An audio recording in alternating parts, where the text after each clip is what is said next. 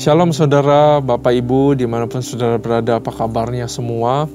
Senang kita bisa ketemu lagi di program Bible Study. Hari ini kita akan belajar firman Tuhan luar biasa. Seorang hakim-hakim yang bernama Gideon, Hakim-hakim 7. Kita akan belajar hari ini dapatkan sesuatu daripada Tuhan. Tapi sebelum itu, saya mau ajak kita semua untuk menyembah Tuhan.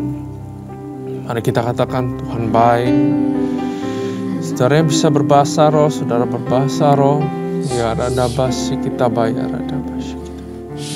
Mari kita katakan yang baik buat Tuhan kita. Mari kita take our time menyembah Tuhan, untuk berdoa kepadanya. Ya rada basi kita. Rada basi.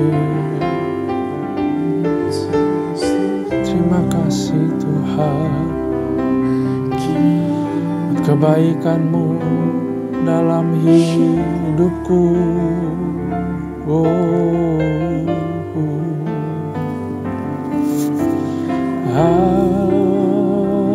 Haleluya.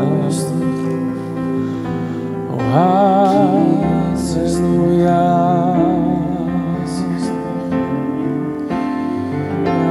Yarana basyita. Yarana balara yarada basyita. Amin.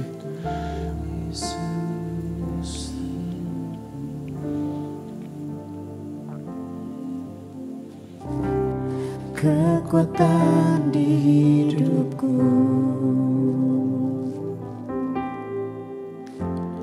ku dapat di dalam-Mu.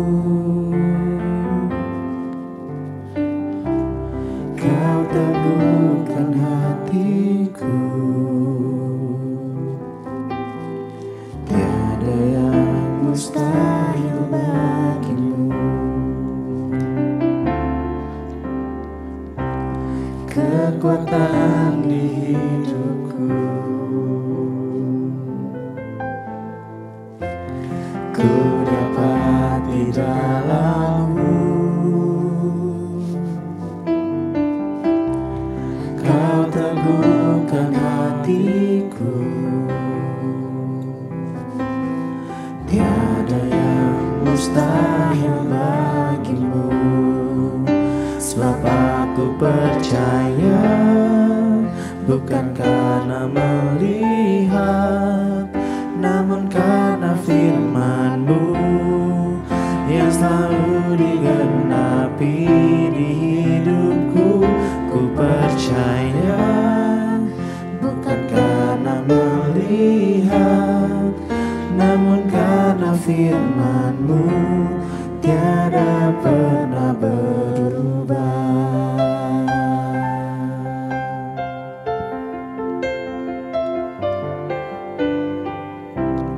Kekuatan di hidupku,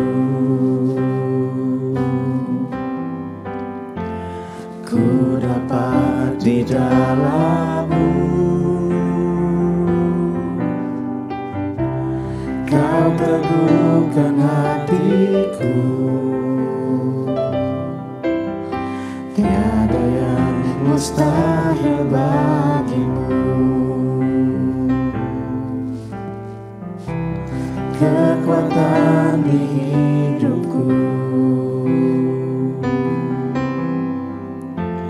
ku dapat di dalam-Mu. Kau teguhkan hatiku, tiada yang mustahil bagi-Mu. Sebab aku percaya, bukan karena melihat, namun karena firman-Mu yang selalu digenapi di hidupku.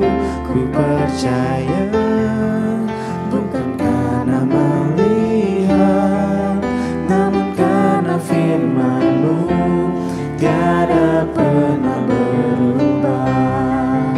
Sebab aku percaya, bukan karena melihat, namun karena firman-Mu selalu digenapi di hidupku. Ku percaya bukan karena melihat, namun karena firman-Mu tiada pernah berubah.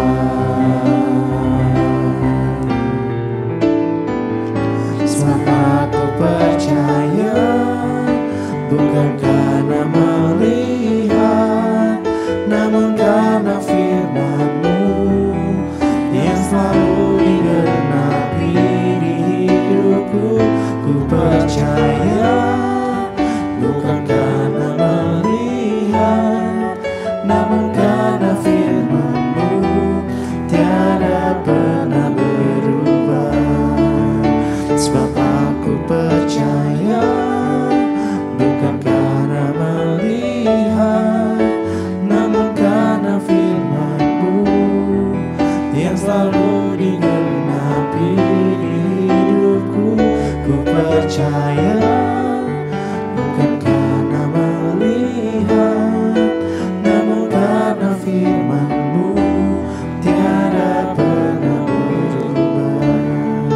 Namun karena firman-Mu tiada pernah berubah. Namun karena firman-Mu tiada pernah berubah.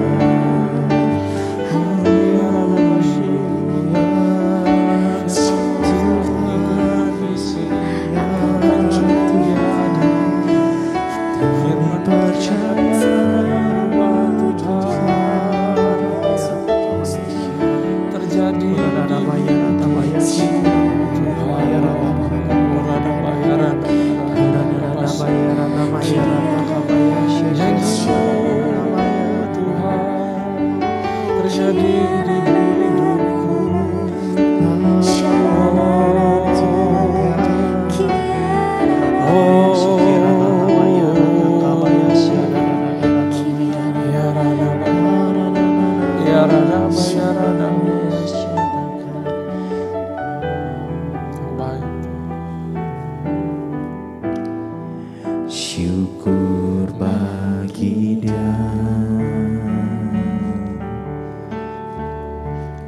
Allah yang kuasa, yang menjadikan segalanya.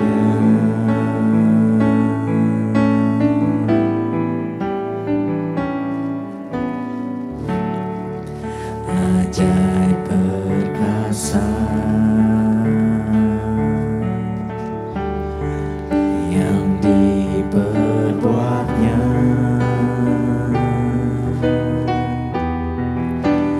di hadapan segala bangsa.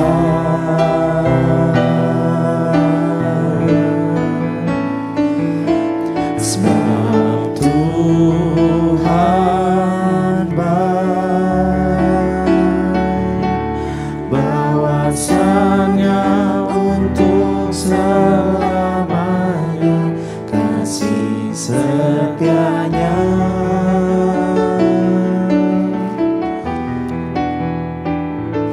Sebab Tuhan baik, bahwasanya untuk selamanya kasih setianya.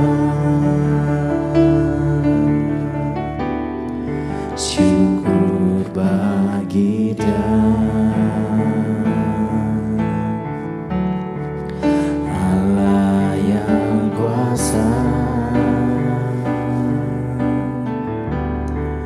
yang menjadikan segalanya.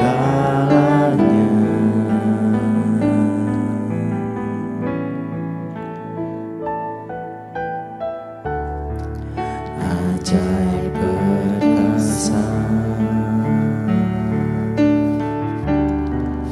yang diperbuatnya,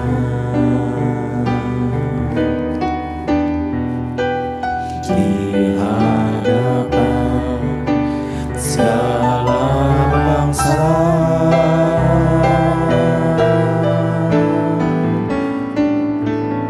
Sebab Tuhan baik, bahwasanya untuk selamanya kasih setianya.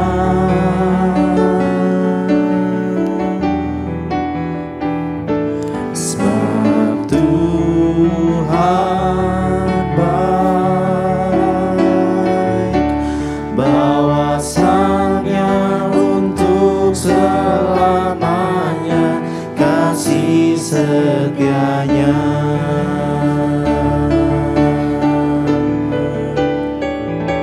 Sebab Tuhan baik, bahwasanya untuk selamanya kasih setianya.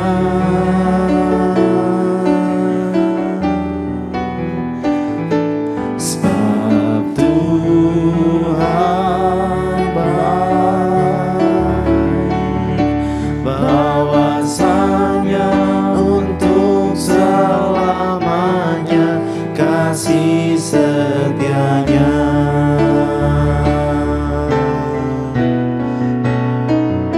Sebab Tuhan baik, bahwasanya untuk selamanya kasih setianya.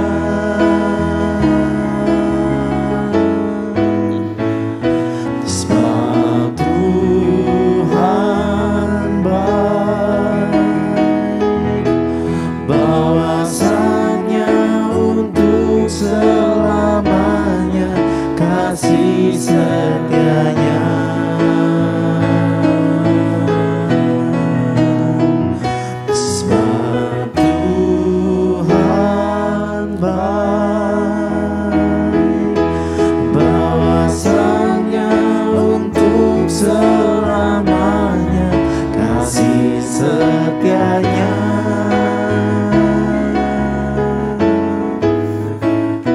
Sebab Tuhan baik, bahwasanya untuk selamanya kasih setianya.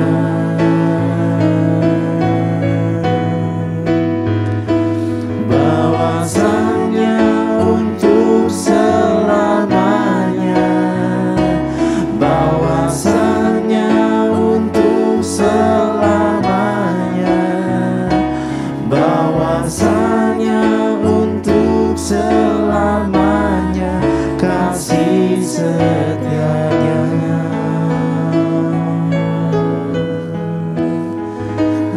Haleluya.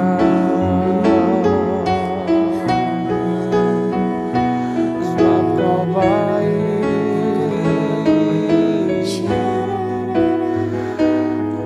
Kau yang baik Tuhan. Thank you Jesus. Sebab Kau baik dalam kehidupan kami Tuhan. Bukan karena hebat kami, bukan karena apa yang kami lakukan, bukan karena kami melayani,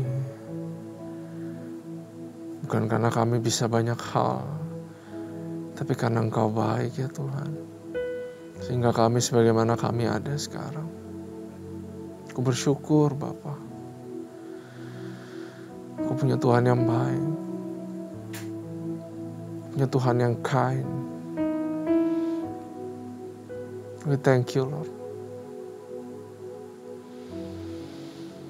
Bapak, kami bentar lagi mau belajar firman tentang Gideon.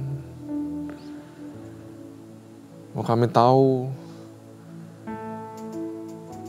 sama sekali dia enggak seperti seorang pahlawan justru Tuhan.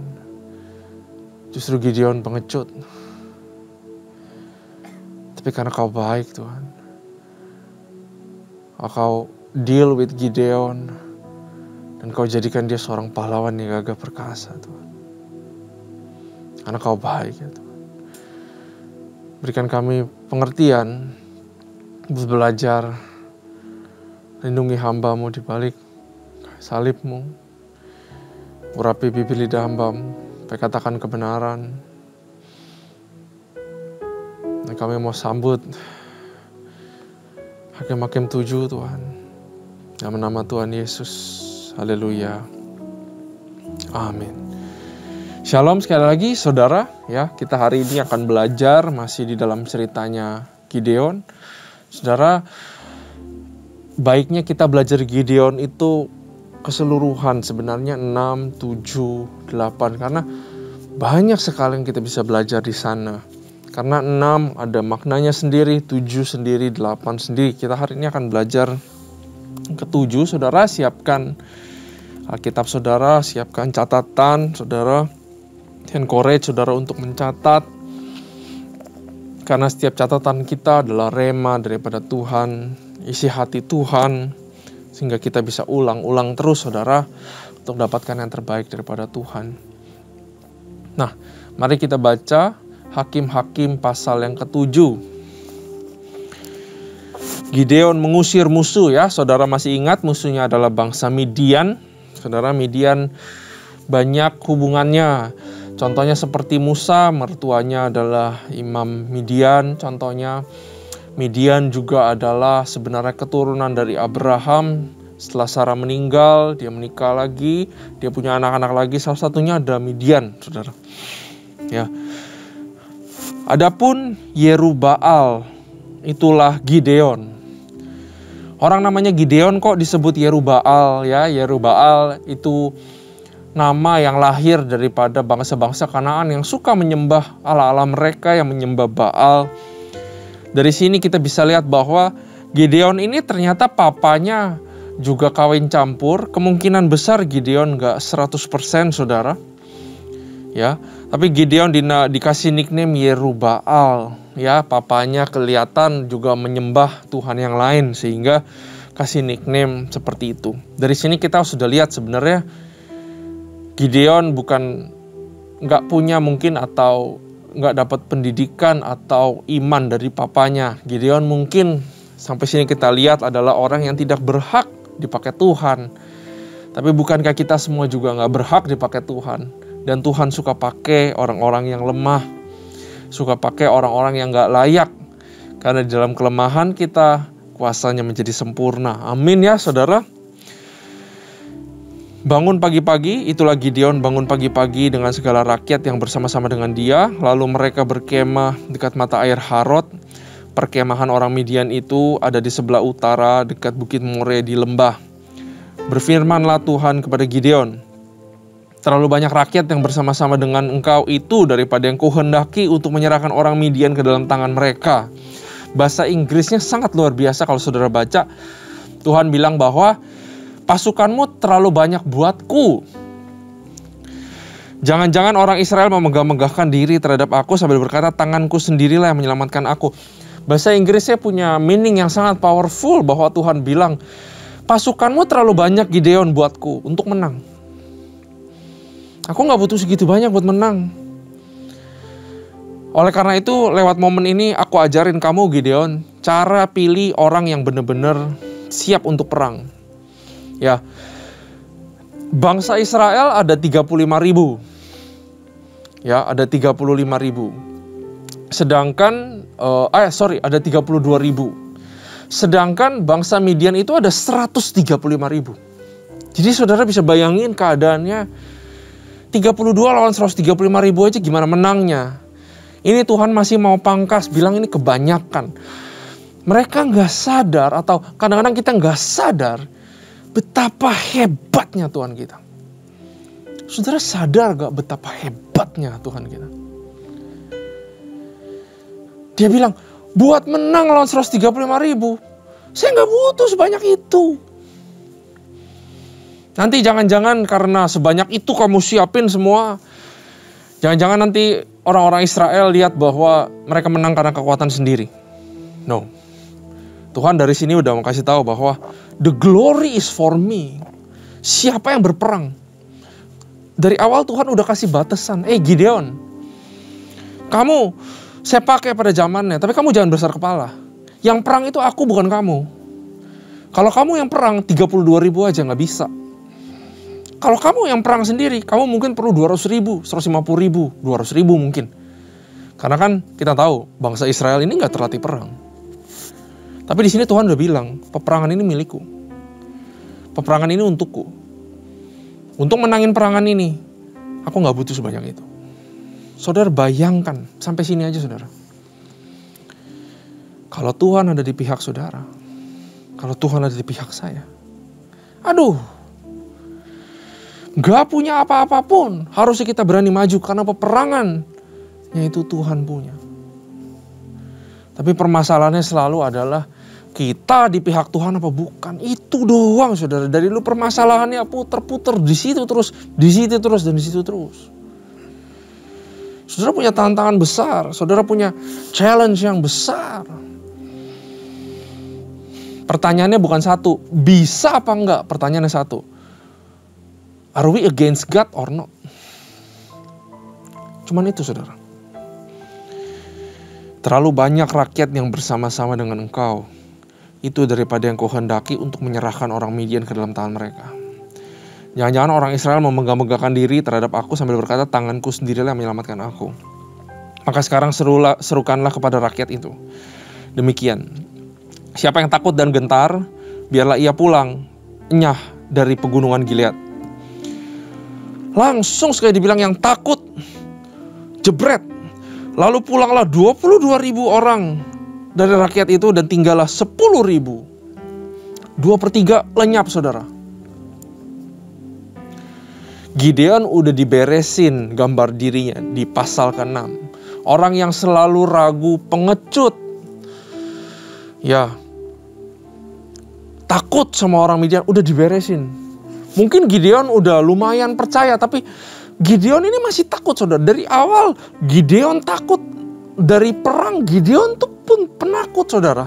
Salah kalau kita bilang seketika Tuhan memulihkan gambar diri Gideon langsung jadi pahlawan gagah perkasa. No. Itu mitos. Nanti kita akan lihat di tengah-tengah Gideon itu masih takut. Tapi Tuhan suka pakai orang yang takut untuk mengalahkan yang besar saudara. Yang beriman seperti Daud dipakai Tuhan. Tapi yang gak beriman, yang takut pun bisa dipakai Tuhan saudara. Tuhan kita maha kuasa. Takut adalah permulaan daripada iman. Kalau saya boleh bilang, musuh dari iman itu bukan takut. Musuh dari iman itu melihat. Kalau ada takut, itu bagus. Kita bisa bersandar sama Tuhan. Waktu kita takut, kita bersandar sama Tuhan. Tuhan paling suka pakai orang yang kayak begini.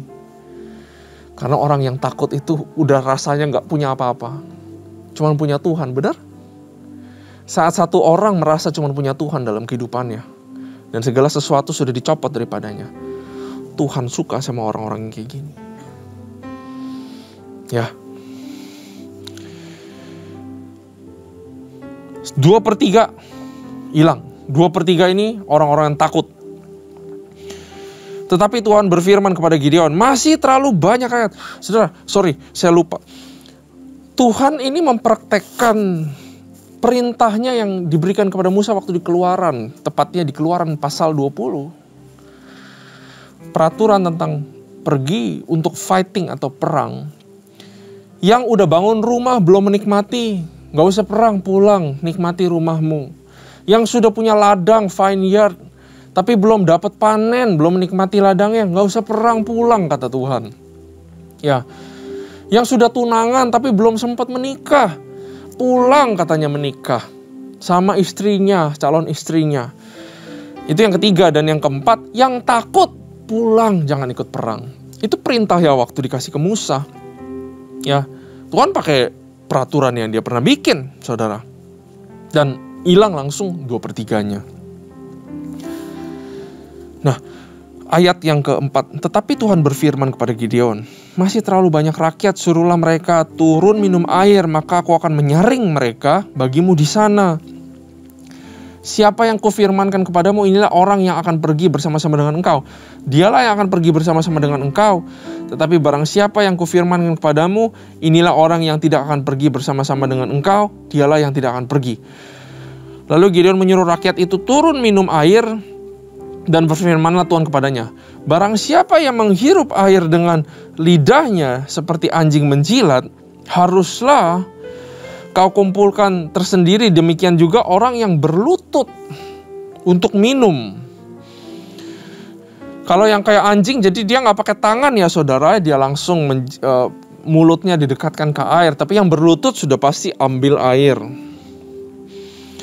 Ayat 6, jumlah orang yang menghirup dengan membawa tangannya ke mulut ada 300 doang saudara.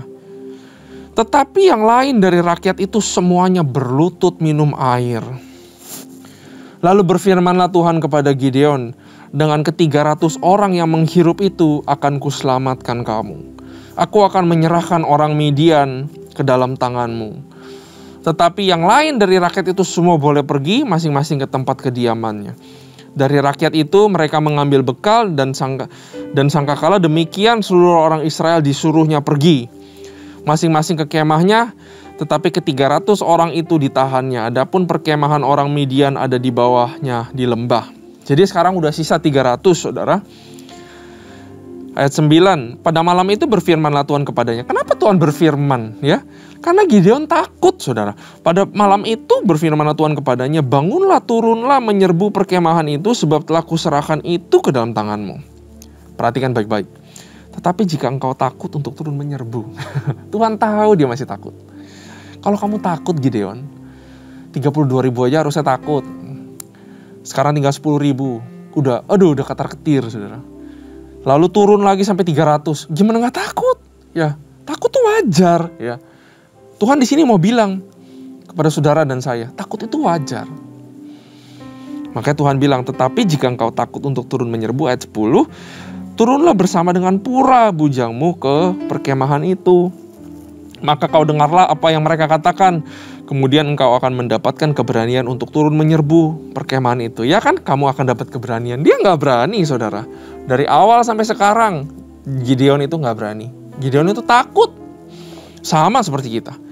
Lalu turunlah ia bersama dengan pura bujangnya itu sampai kepada penjagaan terdepan laskar perkemahan. Jadi mereka turun berdua sampai ke batas perkemahan situ, mengendap-ngendap ya saudara. Nah ayat 12. Adapun orang Midian dan orang Amalek dan semua orang dari sebelah timur itu bergelimpangan di lembah itu ada 135.000. Seperti belalang banyaknya, dan unta mereka tidak terhitung, seperti pasir di tepi laut banyaknya. Ketika Gideon sampai ke situ, kebetulan ada seorang menceritakan mimpinya kepada temannya, katanya, aku mimpi tampak sekeping roti jelai. Jadi ada roti, saudara, roti gede raksasa terguling masuk ke perkemahan orang Midian. Jadi di tengah-tengah kemah dia mimpi ada roti, saudara, ada roti. Rotinya ngancurin kemah. Setelah sampai ke kemah ini, dilanggarnyalah kemah ini sehingga roboh dan dibongkar bangkirnya. Demikianlah kemah ini habis runtuh, katanya. Mimpinya begitu, saudara. Lalu temannya bisa-bisa ngejawab begini loh, saudara. Ini tidak lain dari pedang Gideon bin Yoas, anak orang Israel itu. Allah telah menyerahkan orang Midian dan seluruh perkemahan ini ke dalam tangannya. Tuhan selalu akan menempatkan kita di waktu yang tepat, di tempat yang tepat, di masa-masa yang tepat untuk menolong kita, saudara. Gak perlu takut. Ayat 15. Segera sesudah Gideon mendengar mimpinya itu diceritakan dengan maknanya, sujudlah ia menyembah. Kemudian pulanglah ia ke perkemahan orang Israel. Ia berkata, bangunlah sebab Tuhan telah menyerahkan perkemahan orang Midian ke dalam tanganmu. Sesudah itu dibaginya ke 300 orang itu dalam 3 pasukan. Dan ke tangan mereka semua diberikannya sangkakala dan buyung kosong dan kendi kosong, saudara. Jadi semua cuma pegang sangkakala sama kendi kosong, buyung kosong dengan suluh di dalam buyung itu. Dan berkata ia kepada mereka, Perhatikanlah aku dan lakukanlah seperti yang kulakukan. Maka apabila aku sampai ke ujung, baru sampai ke ujung, haruslah kamu juga lakukan itu. Apabila aku dan semua orang yang bersama dengan aku meniup sangkakala, maka haruslah kamu juga meniup sangkakala sekeliling seluruh perkemahan itu dan berseru, demi Tuhan dan demi Gideon. Lalu Gideon dan ke-100 orang yang bersama-sama dengan dia sampai ke ujung perkemahan itu, dan waktu permulaan giliran jaga tengah malam ketika penjaga baru saja ditempatkan, lalu mereka meniup sangkakala sambil memecahkan buyung. Jadi ditiup kencang-kencang, dipecahin itu kendi. Ya, serta berseru, pedang demi Tuhan dan demi Gideon. Sementara itu tinggallah mereka berdiri masing-masing di tempatnya sekeliling perkemahan itu, tetapi seluruh tentara musuh menjadi kacau balau, berteriak-teriak dan melarikan diri. Sedang ke-300 orang itu meniup sangkakala, maka di perkemahan itu Tuhan membuat pedang yang seorang diarahkan kepada yang lain. Lalu larilah tentara itu sampai ke Betsita, ke arah Zerera, sampai ke pinggir Abel Mehola dekat Tabat. Kemudian dikerahkanlah orang-orang dari suku Israel, dari suku Naftali dan suku Asyer, dan dari segenap suku Manasye. Lalu mereka mengejar orang Midian itu. Ayat 24, Gideon menyuruh juga orang ke seluruh pegunungan Efraim dengan pesan, turunlah menghadapi orang Midian dan dudukilah segala batang air sampai ke Bet-bara dan juga sungai Yordan. Maka semua orang Efraim dikerahkan, lalu mereka menduduki segala batang air sampai ke Bet-bara juga sungai Yordan. Mereka berhasil menawan 2 raja Midian, Oreb dan Zeeb. Oreb dibunuh di gunung batu Oreb, dan Zeeb dibunuh dalam tempat pemerasan anggur Zeeb. Mereka mengejar orang Midian itu, lalu mereka membawa kepala Oreb dan kepala Zeeb kepada Gideon di seberang sungai Yordan. Ini berakhir begini, saudara.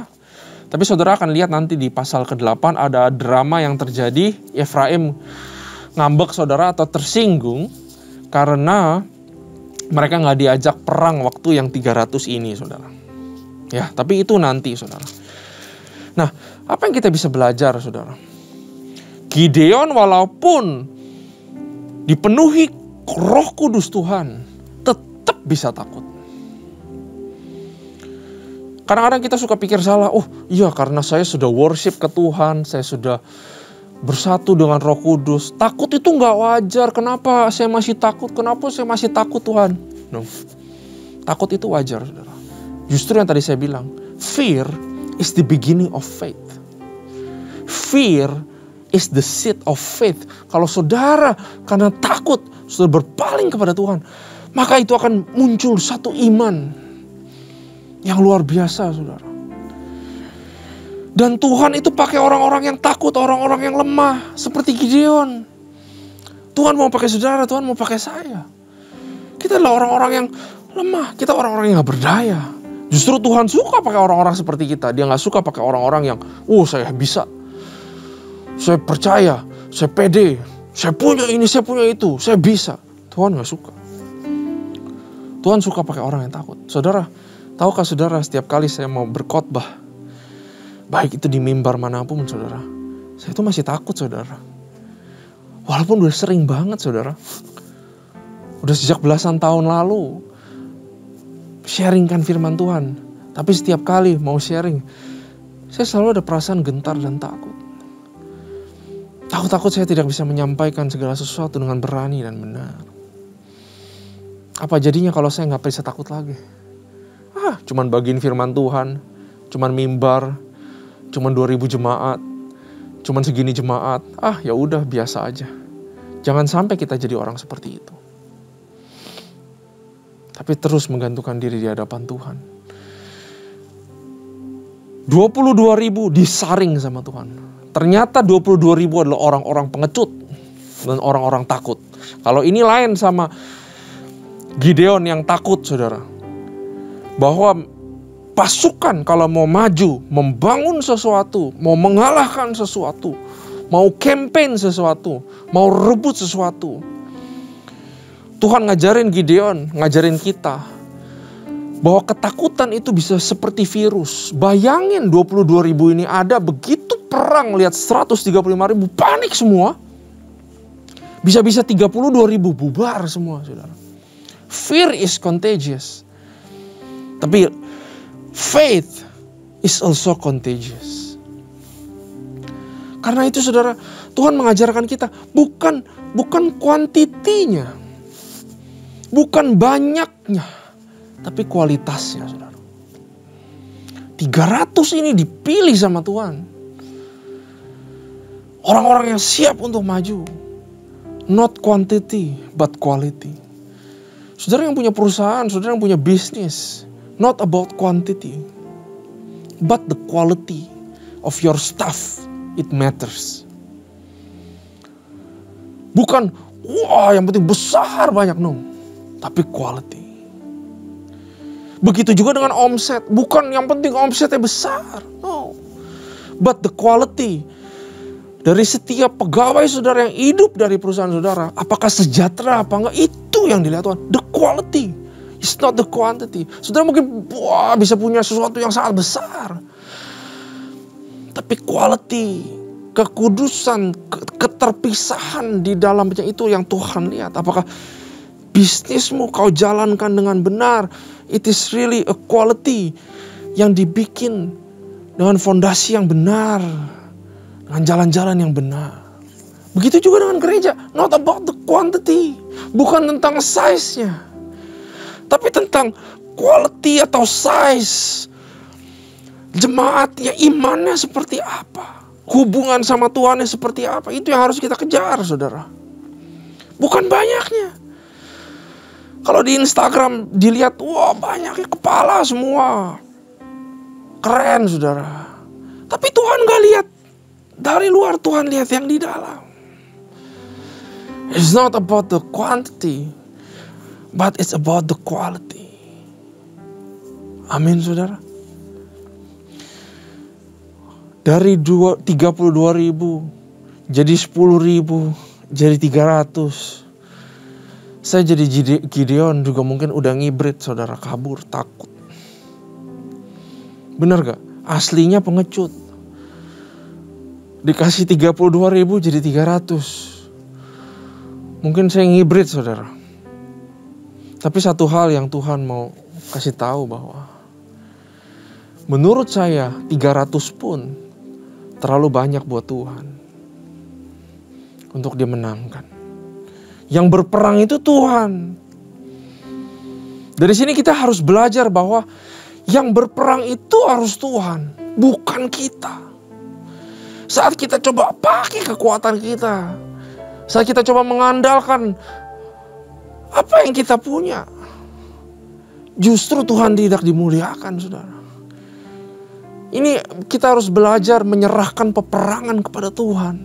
Kalau kita menghadapi masalah saudara, Tuhan saya serahkan masalah ini kepadamu. Serahin ke dia. Dia yang berperang. Aduh, saya tadinya punya segini Tuhan, tapi sekarang tinggal segini. Bagaimana saya bisa ke sana? Bagaimana saya bisa berhasil Tuhan? Di sini kita ingat bahwa resource yang sedikit, modal yang sedikit, itu tidak bisa menghalang rencana Tuhan tergenapi. Asal peperangannya di tangan Tuhan. Itu saudara. Belajarlah untuk bangun hubungan dulu sama Tuhan, saudara.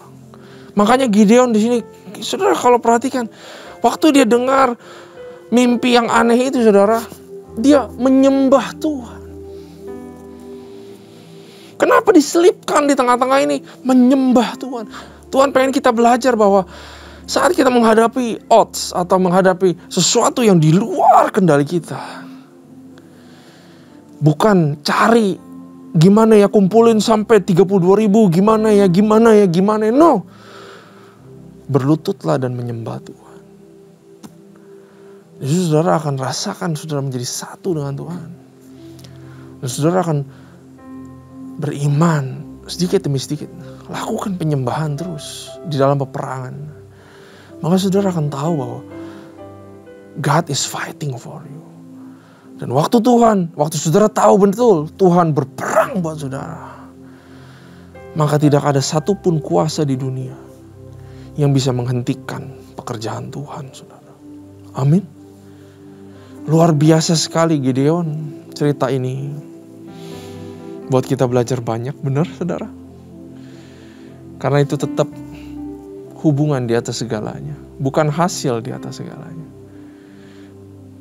Jalan sama Tuhan, benar-benar kenali Dia Tuhan yang powerful, yang luar biasa, saudara. Amin. Terima kasih Tuhan. Belajar banyak. You are great. 300 pun saya percaya itu terlalu sedikit, terlalu banyak buat Tuhan. Karena Kau Tuhan yang besar. Bapak ajarin kami supaya kami have a personal relationship with You. Supaya kami tetap berada di jalan-jalan-Mu Tuhan. Supaya kami tidak ditipu iblis Tuhan. Sehingga kami merasa ini peperangan kami ditinggal sendiri. Masalah kami ditinggal sendiri. No. Tapi kami percaya dan sungguh percaya bahwa Kau ada buat kami Tuhan. Kau sudah mati buat kami. Dan peperangan-peperangan yang ada kami mau serahkan kepada tangan-Mu. Anak cucu kami, keluarga kami, finansial kami, karir kami, pelayanan kami. Kami serahkan semua pada tangan-Mu Tuhan. Kami minta Kau berperang buat kami. Dan kami akan lihat kebesaran-Mu, kemenangan terjadi. Dan biar kami yang lemah tetap beriman. Sehingga kuasa-Mu menjadi nyata dalam kehidupan kami. Dan kami akan lihat kemenangan. Dan seluruh kemuliaan hanya untuk Engkau. Terima kasih Tuhan. Terima kasih Bapa. Hanya di dalam nama Tuhan Yesus. Haleluya. Amin. Tuhan Yesus memberkati kita semua.